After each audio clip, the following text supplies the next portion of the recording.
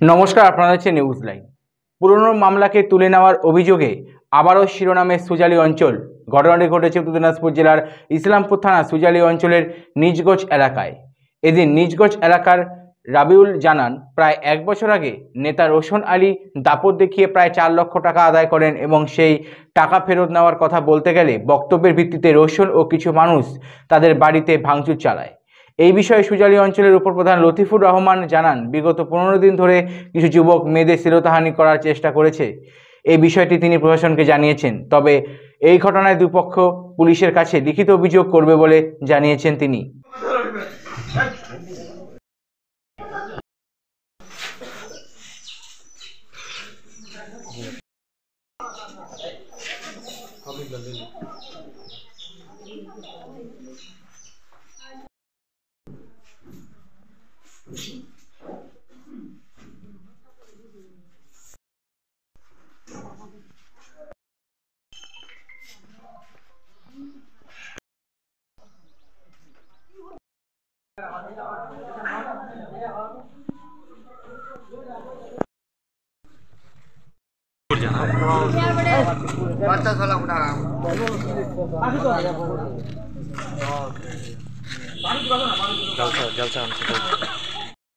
তো যাচ্ছেন ইংরেজ খেতে, সেটা তো আমি জানি না ওদের কি হয় কি না, আমি তো ওটা কিছু জানি না।